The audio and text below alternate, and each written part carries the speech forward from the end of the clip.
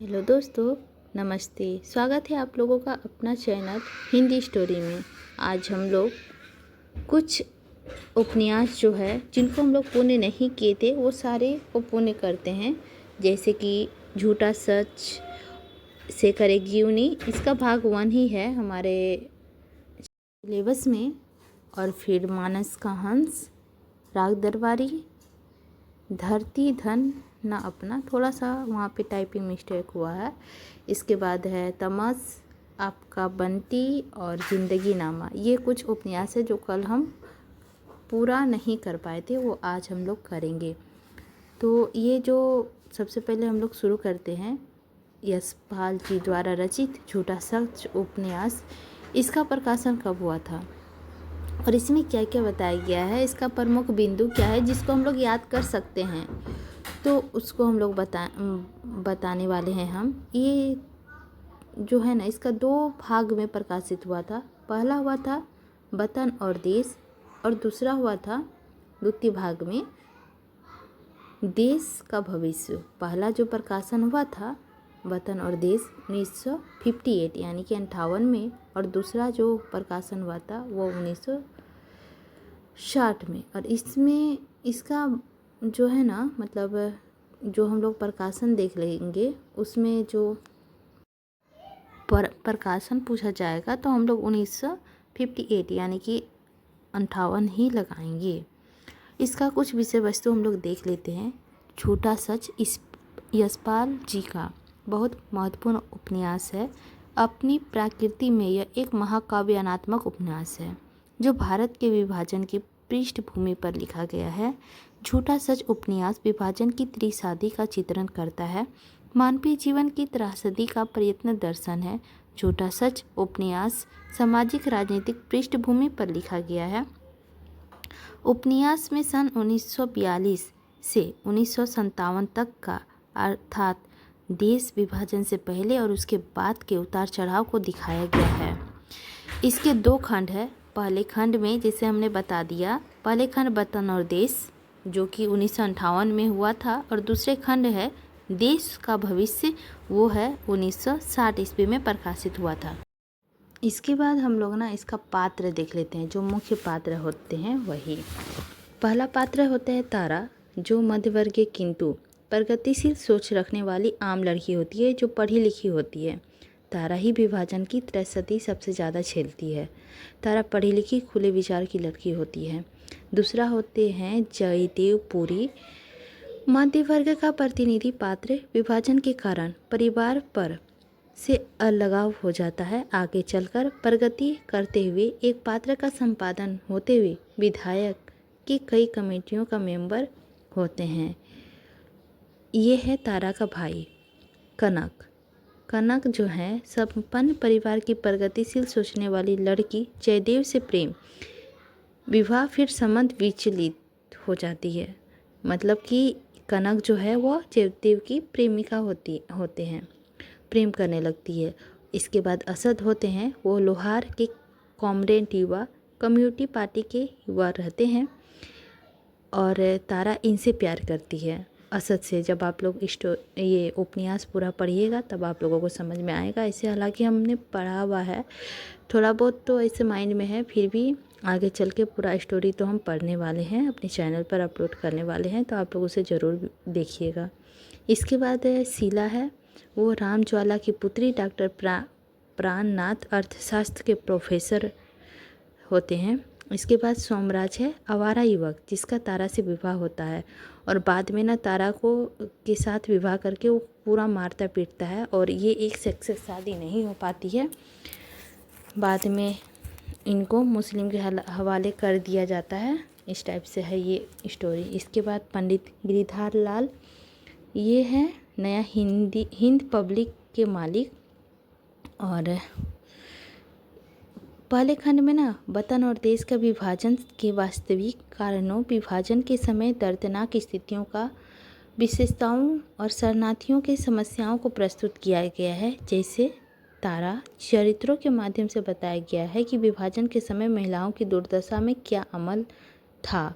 बहुत ज़्यादा ही उसका दुर्दशा होता था इसीलिए। और दूसरे खंड में दिखाया गया है देश की भविष्य में आज़ादी के बाद की स्थितियाँ।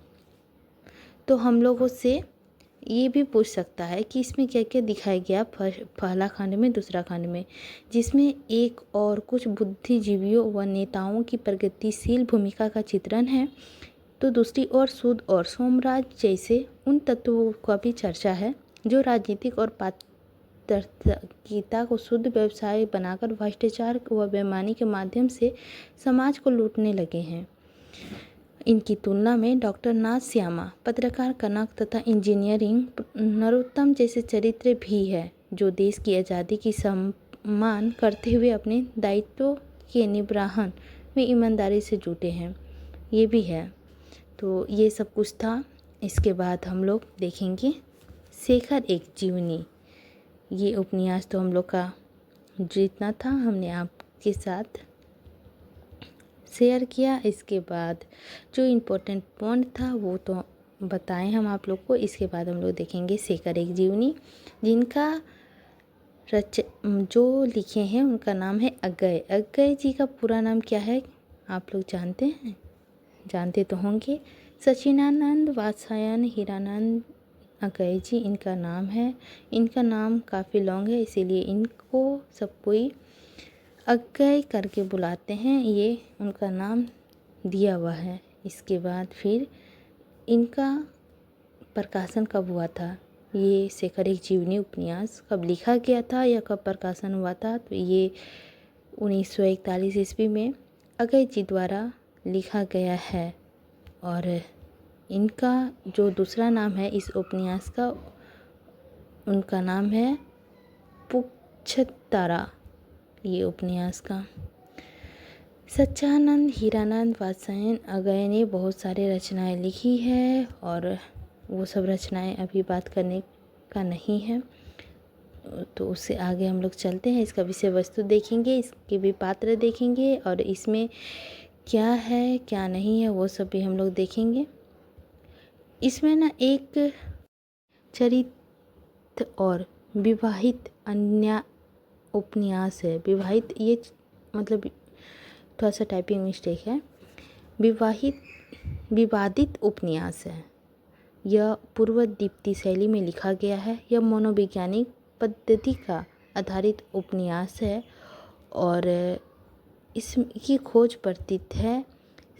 इसमें क्रांति की भी भाषा है, विद्रोह का चेतना का स्वरूप है, प्रेम का भावना का चित्रण है। यह उपन्यास दो भागों में विभाजित है। पहला भाग है उत्थान जो 1940 में है और दूसरा है 1944 में। पहला है उषा और ईश्वर, बीज और अंकुर, प्रकृति और पुरुष, पुरुष और प्रकृति, और दूसरा है पुरुष और परिस्थिति, बंधन और जिज्ञासा, शशि और शेखर, धागे, रस्सियाँ, कुंजन। इस पूरे उपन्यास में ना शेखर जो है मतलब प्रमुख नायक है। तो पहले हम लोग पात्र परिचय देख लेते हैं, फिर हम आप लोगों को बताते हैं। शेखर कथानायक विद्रोही स्वभाव के हैं। शशि ममेरी बहन होती है उपन्यास का नायिका। सरस्वती शेखर की बहन, शेखर की प्रेरक मूर्ति और गुरु। और शारदा जो है शेखर शारदा के प्रति आकर्षित है। शांति 18-19 वर्ष का तपेदिक से पीड़ित लड़की है। तपेदिक एक रोग होता है और उसी से वो पीड़ित रहती है। ऐसे बहुत कोई जानते हैं लेकिन बहुत कोई नहीं भी जानते हैं। इसका विषय वस्तु थोड़ा सा हम देख लेते हैं, जैसे कुछ तो हम तो बता ही दिए, फिर भी एक बार देख लेते हैं। इससे कुछ भी दोनों ने स्वयं अगय जी की जीवनी मानते हैं। अगय स्वयं इस बात से इनकार करते हैं। इस उपन्यास को मनोवैज्ञानिक उपन्यास की श्रेणी में रखा जाता है। यह उपन्यास व्यक्ति के आंतरिक लोक के दृढ़ों को तो सामने लाता ही है, परंतु साथ ही साथ अपने समय में कुछ व्यवहारिक दंडों, व्यक्ति के समाज, स्त्री और पुरुष, पश्चाताप और भारतीय नैतिक और अनैतिक आदि से टकराता भी है। शेखर एक ऐसा व्यक्ति है जो अपनी जिज्ञासाएं स्वयं शांत करना चाहता है। परंपरागत अनुभव और ज्ञान के को अपनी कसौटियों में कसना चाहता है। दरअसल शेखर व्यक्ति स्वर्ग की खोज का प्रतीक है। ये एक स्वर्ग जो है ये बहुत इम्पोर्टेंट है। इसके बाद यह उपन्यास अपने एवं समाज के प्रति ईमानदार की संघर्षपूर्ण यात्रा है। शेखर के माध्यम से बालपन पर पड़ने वाले कम अहम और भय के प्रभाव एवं उसकी प्रकृति पर मनोवैज्ञानिक ढंग से विचार किया गया है। शेखर एक जीवनी उपन्यास 4 खंड में है। उषा और ईश्वर, बीज और अंकुर, प्राकृतिक और पुरुष, पुरुष और प्राकृतिक, जैसे हम बता दिए आप लोगों का 4 खंड है इसका। इस उपन्यास में बाल मनोवैज्ञानिक का चित्रण, किशोरावस्था का चित्रण, क्रांति का भावना, विद्रोही का चिंतन और चेतना का चिंतन भी है, प्रेम का भावना का चित्रण हुआ है। इस उपन्यास की पूर्व दीप्ति शैली में लिखा हुआ है। यह बहुत इम्पोर्टेंट है, पूर्व दीप्ति शैली में लिखा गया है। इस उपन्यास पर रोमा रोला के जयो किस्तियाँ का प्रभाव है। तो ये रहा शेखर एक जीवनी जो हम आप लोगों के साथ शेयर किए। इसके बाद हम लोग तीसरा जाएंगे, मानस का हंस, अमृतलाल नागर के द्वारा रचित है। ये भी उपन्यास काफ़ी अच्छा है। अच्छा क्या है, हमारे सिलेबस में तो हमें पढ़ना पड़ेगा ही, चाहे हम लोग जिस आधार पे पढ़े उसे हम लोग इम्पोर्टेंट पॉइंट देखें या फिर पूरा उपन्यास उसे पढ़े, लेकिन पढ़ना पड़ेगा ही।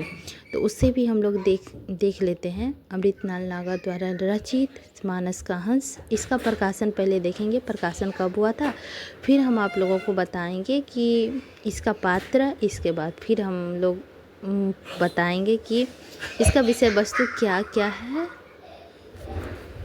मानस का हंस 1972 ईस्वी में अमृतलाल नागर द्वारा लिखा गया है और इसमें ना तुलसीदास का जो है जीवन परिचय के बारे में मतलब कुछ दिया गया है।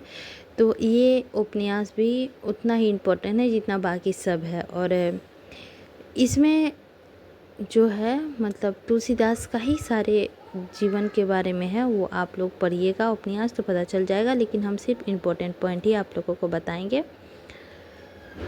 तो सबसे पहले हम लोग ये देख लेते हैं कि उसका पात्र परिचय क्या क्या है और फिर बताते हैं। भक्ति काल से लगभग सभी महत्वपूर्ण कवियों के जीवन के अभाव है।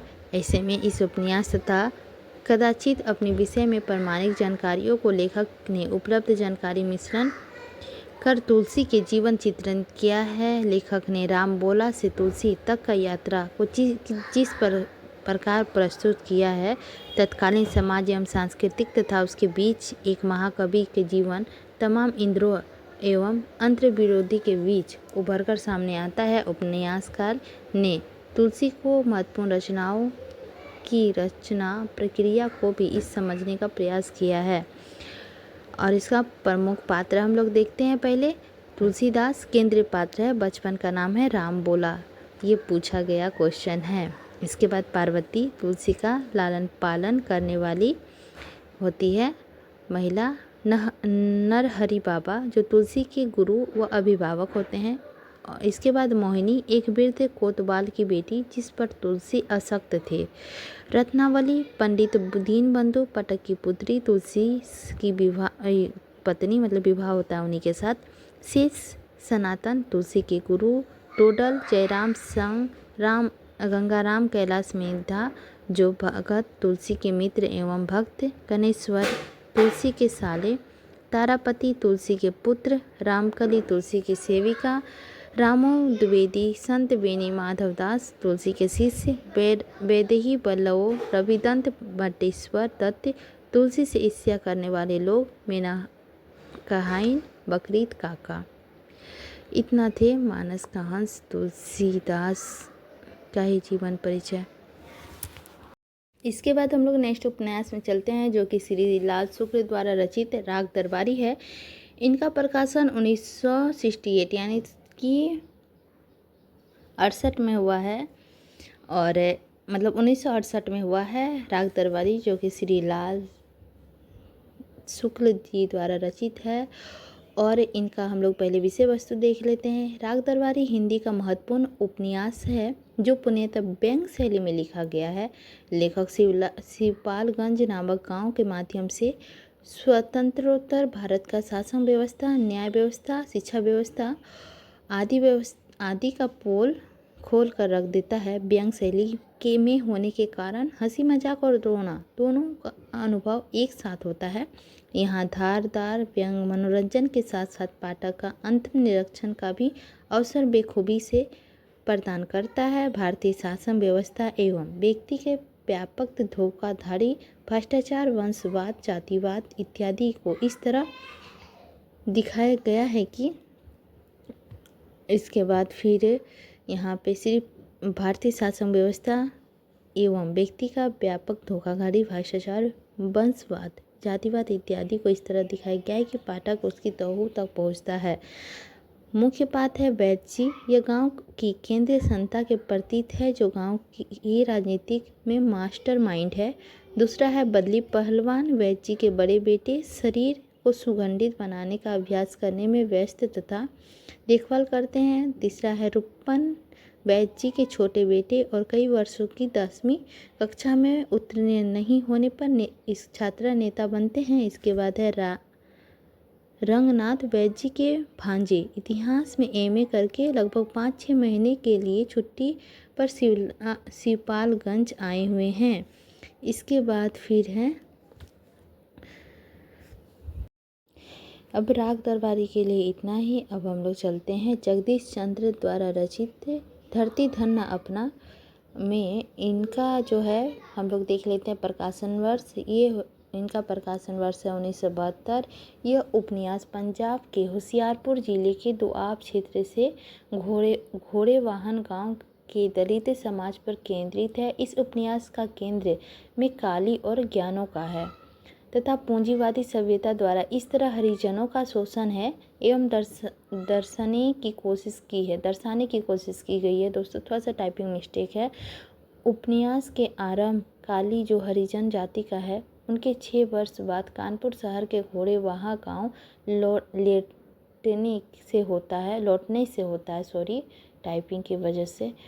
इसके बाद फिर है चाची की अंधविश्वास की वजह से काली की मृत्यु हो जाती है। नंद सिंह का बार बार धर्म परिवर्तन, सतराम का धार्मिक पाखंड सामने आता है और काली और ज्ञानों का प्रेम संघर्ष तथा पूंजीपातियों द्वारा चमार जाति के लोगों को प्रताड़ित करना अर्थात उनकी वेदना को इस उपन्यास के द्वारा चित्रित किया गया है। जगदीश चंद्र ने उपन्यास की भूमिका में लिखा है कि मेरा यह उपन्यास मेरी किशोरावस्था की कुछ अविस्मयी स्मृतियों और उसके मन में छिपी एक अदम्य वेदना की उपज में लेखक ने यह उपन्यास सोम आनंद को समर्पित किया है। इसके बाद फिर इन्होंने बताया क्या है इसका पहले हम लोग पात्र देख लेते हैं पूरी तरह से।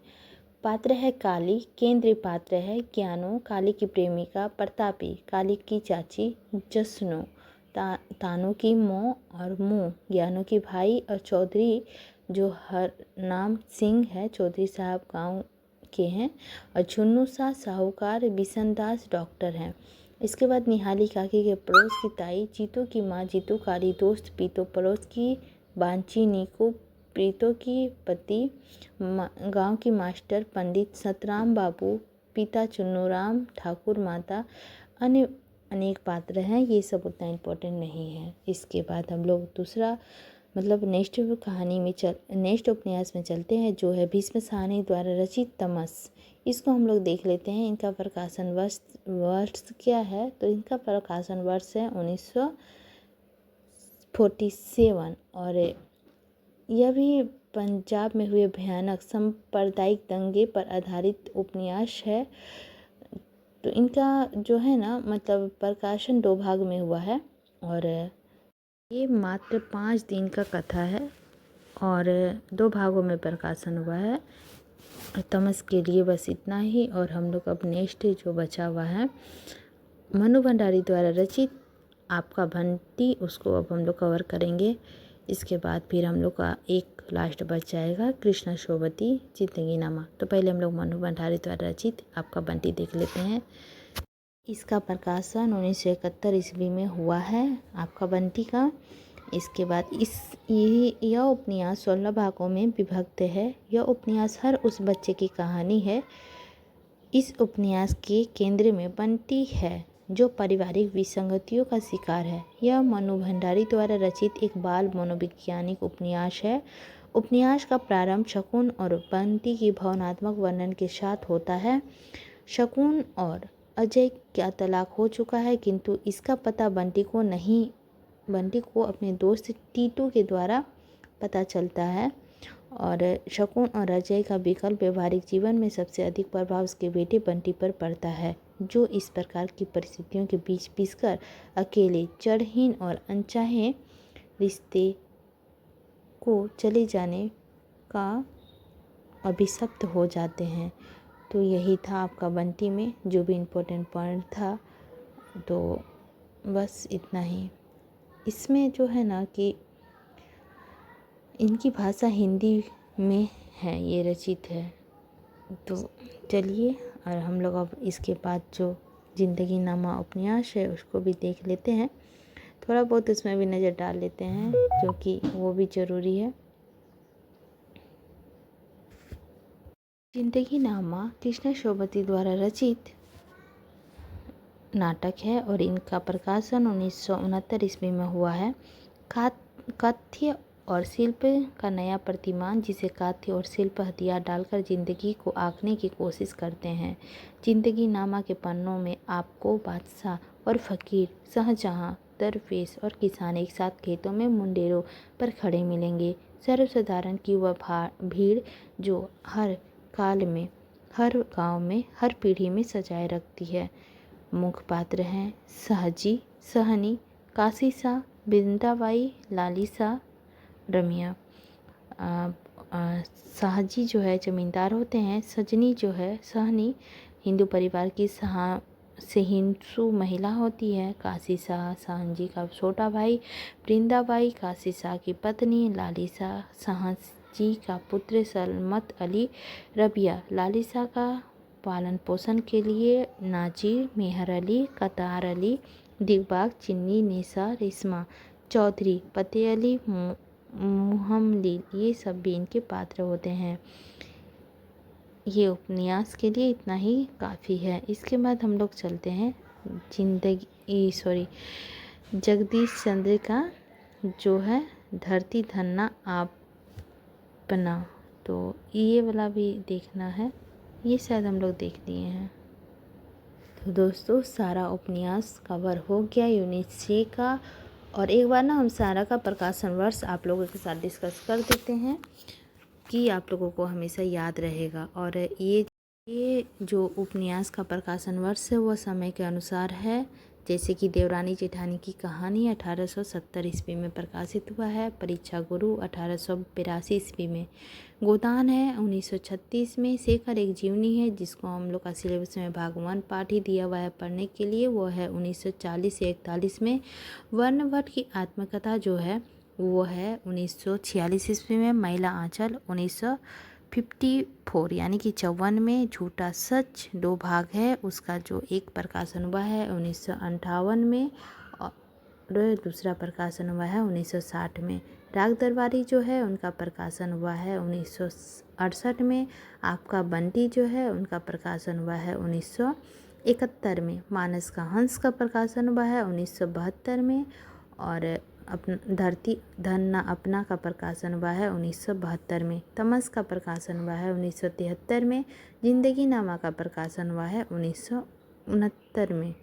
तो ये हम लोग का 13 उपन्यास है। और एक बार हम ना इसका सारा का जो है आप लोगों के साथ हम शेयर करना चाहेंगे। इनका लेखक का भी नाम, जैसे प्रकाशन वर्ष आप लोगों के साथ शेयर किए हैं, उसी तरह हम ये सब का जो लेखक हैं उनके साथ हम लोग शेयर करेंगे। तो सबसे पहले हम शेयर करेंगे देवरानी जेठानी की कहानी, जिनका रचयिता है पंडित गौरी दत्त। तो और दूसरा है श्रीनिवास दास द्वारा रचित परीक्षा गुरु। तीसरा है गोदान जो प्रेमचंद द्वारा रचित है। चौथा है बाणभट्ट की आत्मकथा जो हजारी प्रसाद द्विवेदी के द्वारा है। और फिर 5वां है महिला आंचल जो की है फनेश्वर नाथ रेणु द्वारा रचित। छठा है झूठा सच यशपाल द्वारा रचित। 7वां है शेखर एक जीवनी, वो अजय द्वारा रचित है। और फिर 8वां है मानस का हंस जो अमृतलाल नागर द्वारा है। फिर 9वां है राग दरबारी जो कि श्री लाल शुक्र द्वारा रचित है।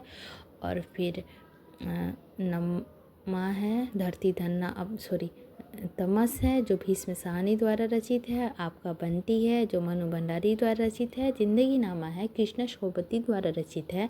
धरती धन्ना अपना जो जगदीश चंद्र जी द्वारा रचित है। तो ये कुछ इंपॉर्टेंट पॉइंट था जो हम आप लोगों के साथ शेयर किए।